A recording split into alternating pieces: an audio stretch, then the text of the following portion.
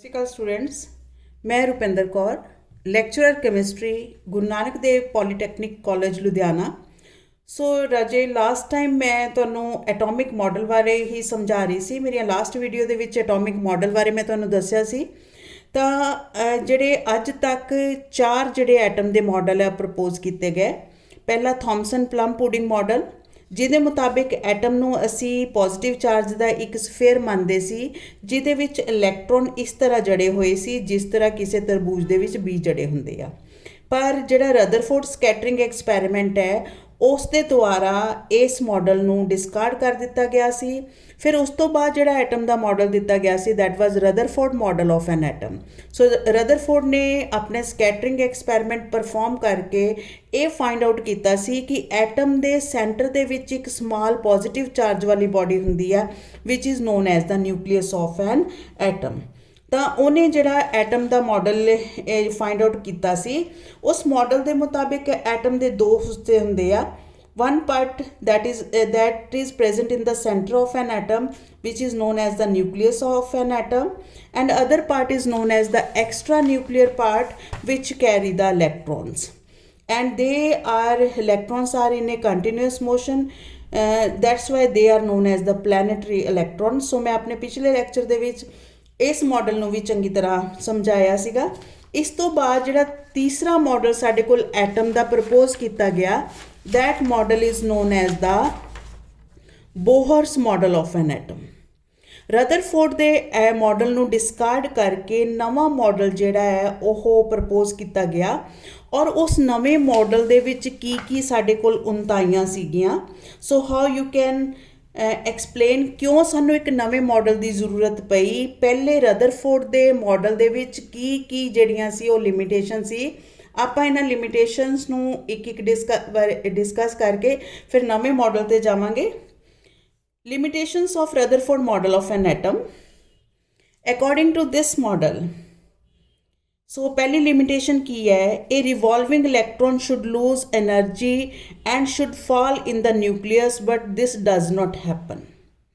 ਇਸ ਮਾਡਲ ਦੇ ਮੁਤਾਬਿਕ ਉਹਨੇ ਕਿਹਾ ਸੀ ਇਲੈਕਟ੍ਰੋਨ ਜਿਹੜੇ ਆ ਨਿਊਕਲੀਅਸ ਦੀ ਫੋਰਸ ਆਫ ਅਟਰੈਕਸ਼ਨ ਦੇ ਅੰਡਰ ਨਿਊਕਲੀਅਸ ਦੇ ਦੁਆਲੇ ਚੱਕਰ ਕੱਢਦੇ ਆ।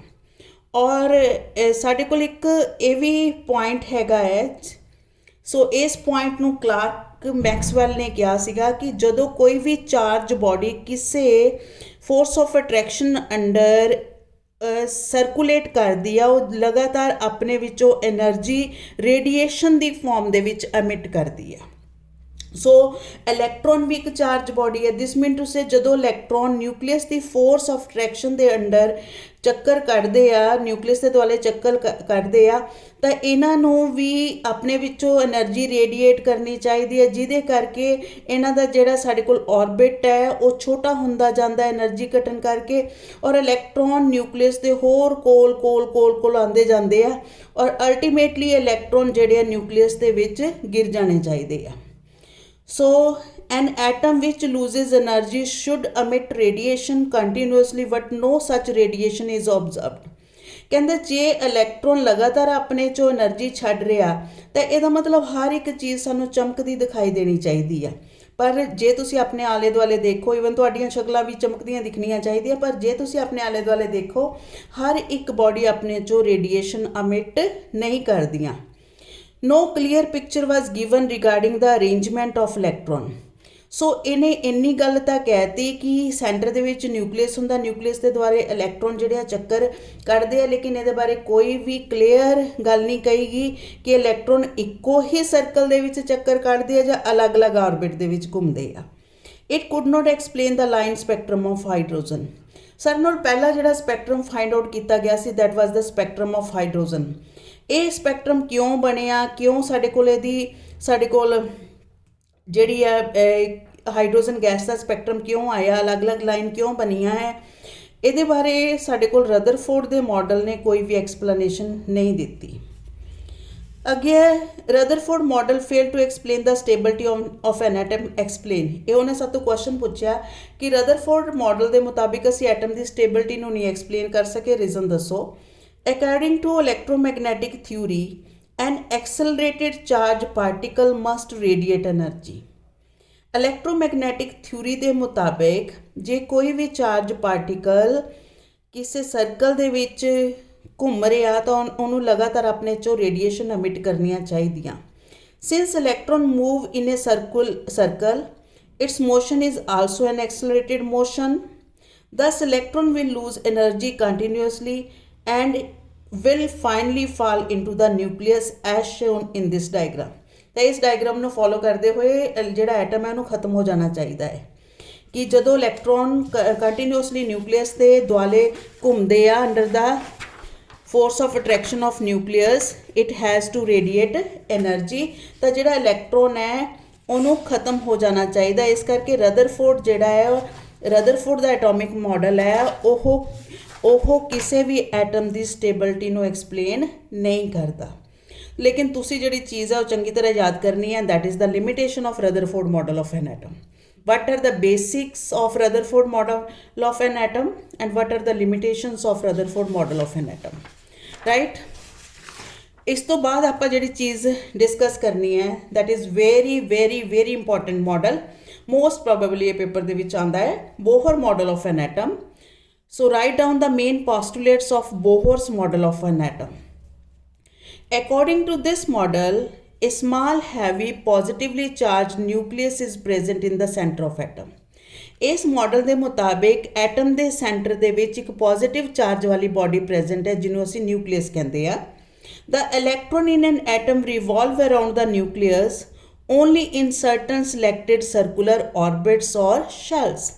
ਜਿਹੜੇ ਇਲੈਕਟ੍ਰੋਨ ਹੈ ਉਹ ਨਿਊਕਲੀਅਸ ਦੇ ਦੁਆਲੇ ਕੁਝ ਸਿਲੈਕਟ ਕੀਤੇ ਹੋਏ ਪਾਥ ਦੇ ਵਿੱਚ ਹੀ ਘੁੰਮ ਸਕਦੇ ਆ, ਆਪਣੀ ਮਰਜ਼ੀ ਨਾਲ ਇੱਧਰ ਉੱਧਰ ਨਹੀਂ ਘੁੰਮ ਸਕਦੇ। ਜਿਸ ਤਰ੍ਹਾਂ ਕਿਸੇ ਵੀ ਰੇਸ ਵਾਲੇ ਗਰਾਊਂਡ ਦੇ ਵਿੱਚ ਜਿੰਨੇ ਵੀ ਸਾਡੇ ਕੋਲ ਰਨਰ ਹੁੰਦੇ ਆ ਉਹ ਸਿਲੈਕਟਡ ਪਾਥ ਦੇ ਵਿੱਚ ਹੀ ਘੁੰਮਦੇ ਆ, ਅਦਰਵਾਈਜ਼ ਉਹਨਾਂ ਨੂੰ ਡਿਸਕੁਆਲੀਫਾਈ ਕਰ ਦਿੱਤਾ ਜਾਂਦਾ। ਇਸੇ ਤਰੀਕੇ ਦੇ ਨਾਲ ਜਿਹੜੇ ਇਲੈਕਟ੍ਰੋਨ ਹੈ ਉਹ ਨਿਊਕਲੀਅਸ ਦੇ ਦੁਆਲੇ ਕੁਝ ਤੈਅ ਕੀਤੇ ਹੋਏ ਪਾਥ ਦੇ ਵਿੱਚ ਹੀ ਸਰਕੂਲੇਟ ਕਰ ਸਕਦੇ ਆ, ਆਪਣੀ ਮਰਜ਼ੀ ਨਾਲ ਇੱਧਰ ਉੱਧਰ ਨਹੀਂ ਘੁੰਮ ਸਕਦੇ।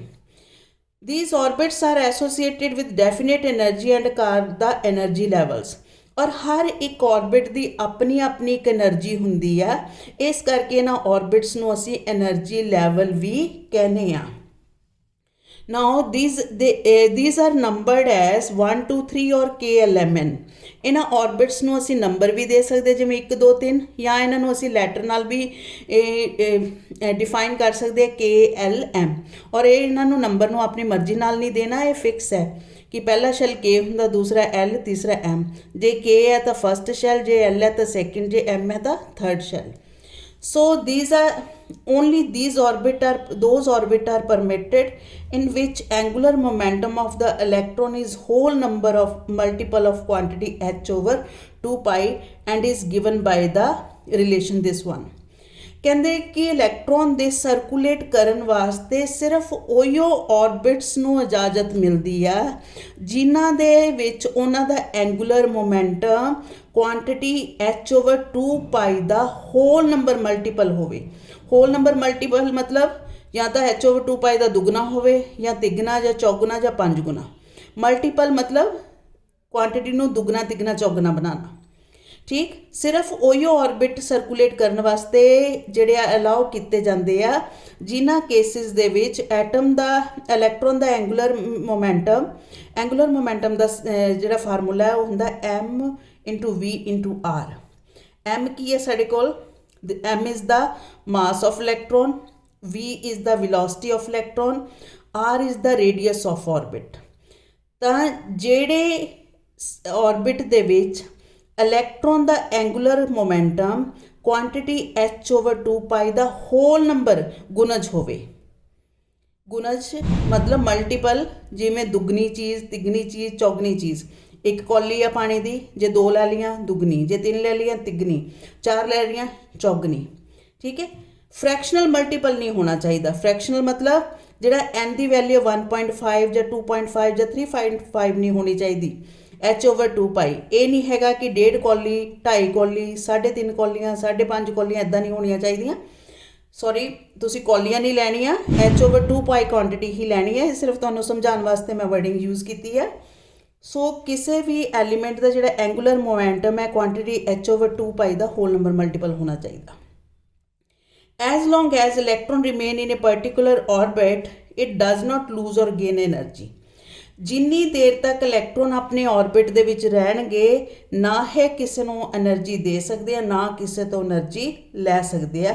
ਸੋ the energy of electron in a particular orbit remain fix, so called the stationary orbit. ਜਿੰਨੀ ਦੇਰ ਤੱਕ ਇਲੈਕਟ੍ਰੋਨ ਆਪਣੇ ਆਰਬਿਟ ਦੇ ਵਿੱਚ ਰਹਿਣਗੇ ਇਹਨਾਂ ਦੀ એનર્ਜੀ ਜਿਹੜੀ ਆ ਕੌਨਸਟੈਂਟ ਰਹੂਗੀ, ਫਿਕਸ ਰਹੂਗੀ। ਇਸ ਕਰਕੇ ਇਹਨਾਂ ਆਰਬਿਟ ਨੂੰ ਕਈ ਵਾਰ ਸਾਇੰਟਿਸਟ ਨਾਮ ਕੀ ਦਿੰਦੇ ਆ, ਸਟੇਸ਼ਨਰੀ ਆਰਬਿਟਸ, ਰਾਈਟ। ਸੋ ਇਸ ਪੁਆਇੰਟ ਨੇ ਐਟਮ ਦੀ ਸਟੇਬਿਲਿਟੀ ਐਕਸਪਲੇਨ ਕਰਤੀ, ਜਿੱਥੇ ਕਿ ਸਾਨੂੰ ਇਹ ਦੱਸਿਆ ਗਿਆ ਸੀ ਕਿ ਘੁੰਮਦੇ ਹੋਏ ਇਲੈਕਟ੍ਰੋਨ એનર્ਜੀ ਅਮਿਟ ਕਰਦੇ ਆ, ਲੇਕਿਨ ਇਹਨੇ ਇਸ ਪੁਆਇੰਟ ਨੂੰ ਟੋਟਲੀ ਖਾਰਜ ਕਰ ਦਿੱਤਾ ਕਿ ਜਿੰਨੀ ਦੇਰ ਤੱਕ ਇਲੈਕਟ੍ਰੋਨ ਆਪਣੇ ਆਰਬਿਟ ਦੇ ਵਿੱਚ ਘੁੰਮਦੇ ਆ ਇਹ એનર્ਜੀ ਰੇਡੀਏਟ ਨਹੀਂ ਕਰਦੇ। ਨਾ ਹੀ ਇਲੈਕਟ੍ਰੋਨ એનર્ਜੀ ਰੇਡੀਏਟ ਕਰਨਗੇ, ਨਾ ਹੀ ਇਹ ਨਿਊਕਲੀਅਸ ਦੇ ਵਿੱਚ ਗਿਰਨਗੇ ਔਰ ਨਾ ਹੀ ਐਟਮ ਅਨਸਟੇਬਲ ਹੋਊਗਾ। ਤਾਂ ਸਾਡੇ ਕੋਲ ਬੋਹਰ ਦੇ ਇਸ ਪੁਆਇੰਟ ਨੇ ਰਦਰਫੋਰਡ ਐਟੋਮਿਕ ਮਾਡਲ ਨੂੰ ਟੋਟਲੀ ਡਿਸਕਾਰਡ ਕਰਤਾ, right? Energy is emitted or absorbed when the electron jump from one orbit to another। Electron ਉਸੇ ਟਾਈਮ એનર્ਜੀ ਐਮਿਟ ਜਾਂ ਐਬਜ਼ੌਰਬ ਕਰਦੇ ਜਦੋਂ ਇਹਨਾਂ ਨੇ ਇੱਕ ਲੈਵਲ ਤੋਂ ਦੂਸਰੇ ਲੈਵਲ 'ਤੇ ਜੰਪ ਕਰਨਾ। ਮੰਨ ਲਓ ਸਾਡੇ ਕੋਲ ਨਿਊਕਲੀਅਸ ਹੈ, ਆ ਪਹਿਲਾ ਸ਼ੈੱਲ ਹੈ, ਆ ਦੂਸਰਾ ਸ਼ੈੱਲ ਹੈ। ਜਦੋਂ ਇਲੈਕਟ੍ਰੋਨ ਪਹਿਲੇ ਸ਼ੈੱਲ 'ਚ ਹੈ ਇਹਦੀ એનર્ਜੀ E1 ਹੈ। ਜਿੱਥੇ ਇਲੈਕਟ੍ਰੋਨ ਹੁੰਦਾ ਉਹਨੂੰ ਅਸੀਂ ਕਹਿੰਦੇ ਹਾਂ ਉਹਦੀ ਗਰਾਊਂਡ ਸਟੇਟ। ਔਰ ਜਦੋਂ ਮੰਨ ਲਓ ਅਸੀਂ ਇਹਨੂੰ એનર્ਜੀ ਦੇਤੀ, ਇਸ એનર્ਜੀ ਨੂੰ ਐਬਜ਼ੌਰਬ ਕਰਕੇ ਇਲੈਕਟ੍ਰੋਨ ਜੰਪ ਕਰਕੇ E2 ਸਟੇਜ 'ਤੇ ਪਹੁੰਚ ਗਿਆ। ਜਿੱਥੇ ਇਲੈਕਟ੍ਰੋਨ ਜੰਪ ਕਰਕੇ ਜਾਂਦਾ ਹੈ એનર્ਜੀ ਐਬਜ਼ੌਰਬ ਕਰਨ ਤੋਂ ਬਾਅਦ, ਉਸ ਸਟੇਟ ਨੂੰ ਕਹਿੰਦੇ ਆ ਇਹਦੀ ਐਕਸਾਈਟਿਡ ਸਟੇਟ। ਔਰ એનર્ਜੀ ਉਹਨੇ ਕਿੰਨੀ ਐਬਜ਼ੌਰਬ ਕੀਤੀ, ਜਿੰਨੀ ਇਹਨਾਂ ਦੋਨਾਂ ਸਟੇਟ ਦੀ એનર્ਜੀ ਦਾ ਡਿਫਰੈਂਸ ਹੋਊਗਾ, right. So energy absorb will be E2 minus E1। ਦੂਸਰਾ ਕੇਸ ਆਪਾਂ ਇਹ ਲੈਂਦੇ ਹਾਂ, ਮੰਨ ਲਓ ਇਲੈਕਟ੍ਰੋਨ ਹਾਇਰ એનર્ਜੀ ਸਟੇਟ 'ਤੇ ਪ੍ਰੈਜ਼ੈਂਟ ਹੈ, ਲੋਅਰ 'ਤੇ ਆਉਣਾ ਹੈ। ਐਕਸਾਈਟਿਡ ਸਟੇਟ E2 ਹੈ, ਗਰਾਊਂਡ ਸਟੇਟ E1 ਹੈ। ਮੰਨ ਲਓ ਇਲੈਕਟ੍ਰੋਨ ਨੇ ਐਕਸਾਈਟਿਡ ਸਟੇਟ ਤੋਂ ਗਰਾਊਂਡ ਸਟੇਟ 'ਤੇ ਜੰਪ ਕਰਕੇ ਆਉਣਾ, ਤਦ ਇਹ એનર્ਜੀ ਅਮਿਟ ਹੋਊਗਾ, ਐਮਿਟ ਕਰੂਗਾ। ਕਿੰਨੀ એનર્ਜੀ ਐਮਿਟ ਕਰੂਗਾ, ਜਿੰਨਾ ਇਹਨਾਂ ਦੋਨਾਂ ਦਾ એનર્ਜੀ ਡਿਫਰੈਂਸ ਹੋਊਗਾ, that is E2 minus E1। Then energy released ਹੋਊਗੀ ਵਰਡਿੰਗ, ਔਰ એનર્ਜੀ ਰਿਲੀਜ਼ ਦਾ ਸਾਈਨ ਹਮੇਸ਼ਾ ਨੈਗੇਟਿਵ ਹੁੰਦਾ, એનર્ਜੀ ਐਬਜ਼ੌਰਬ ਦਾ ਸਾਈਨ ਹਮੇਸ਼ਾ ਪੋਜ਼ਿਟਿਵ ਹੁੰਦਾ ਹੈ। ਤਾਂ ਜਦੋਂ ਇਲੈਕਟ੍ਰੋਨ ਨੇ ਲੋਅਰ ਲੈਵਲ ਤੋਂ ਹਾਇਰ ਲੈਵਲ 'ਤੇ ਜਾਣਾ, એનર્ਜੀ ਹਮੇਸ਼ਾ ਐਬਜ਼ੌਰਬ ਹੁੰਦੀ ਆ, ਔਰ ਕਿੰਨੀ એનર્ਜੀ ਐਬਜ਼ੌਰਬ ਕਰੂਗਾ, ਜਿੰਨੀ ਇਹਨਾਂ ਦੋਨਾਂ ਦੀ એનર્ਜੀ ਲੈਵਲ ਦਾ ਡਿਫਰੈਂਸ ਹੈ, ਰਾਈਟ। ਮੰਨ ਲਓ ਤੁਸੀਂ ਚੰਡੀਗੜ੍ਹ ਤੋਂ ਲੁਧਿਆਣੇ ਤੋਂ ਚੰਡੀਗੜ੍ਹ ਜਾਣਾ ਹੈ, ਤਾਂ ਤੁਹਾਨੂੰ ਕਿਰਾਇਆ ਕਿੰਨਾ ਸਪੈਂਡ ਕਰੂਗਾ, ਜਿੰਨਾ ਇਹਨਾਂ ਦੋਨਾਂ ਦਾ ਕਿਰਾਇਆ ਡਿਸਾਈਡ ਕੀਤਾ ਹੋਇਆ। ਜਿਸ ਤਰ੍ਹਾਂ ਖੰਨੇ ਦਾ ਹੋਰ ਕਿਰਾਇਆ ਹੈ, ਇਸੇ ਤਰ੍ਹਾਂ ਜਦੋਂ ਇਲੈਕਟ੍ਰੋਨ ਨੇ ਇੱਕ એનર્ਜੀ ਲੈਵਲ ਤੋਂ ਦੂਸਰੇ એનર્ਜੀ ਲੈਵਲ 'ਤੇ ਜਾਣਾ, ਜਿੰਨਾ ਇਹਨਾਂ ਦੋਨਾਂ ਦੀ એનર્ਜੀ ਦਾ ਡਿਫਰੈਂਸ ਹੈ ਓਨੀ એનર્ਜੀ ਇਹਨੂੰ ਐਬਜ਼ੌਰਬ ਕਰਨੀ ਪਊਗੀ। ਲੇਕਿਨ ਜਿਹੜੀ ਕਿਸੇ ਵੀ ਐਟਮ ਦੀ ਜਿਹੜੀ ਐਕਸਾਈਟਿਡ ਸਟੇਟ ਹੈ ਕਦੀ ਵੀ ਸਟੇਬਲ ਸਟੇਟ ਨਹੀਂ ਹੁੰਦੀ, ਇਹਦਾ ਘਰ ਪਰਮਾਨੈਂਟ ਘਰ ਨਹੀਂ ਹੁੰਦਾ। ਉਹਨੂੰ ਹਮੇਸ਼ਾ ਵਾਪਸ ਆਪਣੀ ਗਰਾਊਂਡ ਸਟੇਟ 'ਤੇ ਆਉਣਾ ਪੈਂਦਾ ਹੈ, ਔਰ ਉਹ ਤਦ એનર્ਜੀ ਰਿਲੀਜ਼ ਕਰੂਗਾ। ਕਿੰਨੀ એનર્ਜੀ ਰਿਲੀਜ਼ ਕਰੂਗਾ, ਜਿੰਨਾ ਇਹਨਾਂ ਦਾ ਦੋਨਾਂ ਦਾ એનર્ਜੀ ਡਿਫਰੈਂਸ ਹੈ। ਇੱਥੇ ਵੀ ਆਪਾਂ E2 ਮਾਈਨਸ E1 ਲਿੱਤਾ, ਇੱਥੇ ਵੀ E2 ਮਾਈਨਸ E1 ਲਿੱਤਾ, ਫਿਰ ਦੋਨਾਂ 'ਚ ਫਰਕ ਕੀ ਹੋਇਆ, ਇੱਥੇ એનર્ਜੀ ਦਾ ਸਾਈਨ ਨੈਗੇਟਿਵ ਲਾਣਾ, ਇੱਥੇ એનર્ਜੀ ਦਾ ਸਾਈਨ ਪੋਜ਼ਿਟਿਵ ਲਾਣਾ। So these are the basic postulates of Bohr's model of an atom. So this question is very important. So ਇਹਨੂੰ ਚੰਗੀ ਤਰ੍ਹਾਂ ਲਰਨ ਕਰਨਾ। Thank you very much students.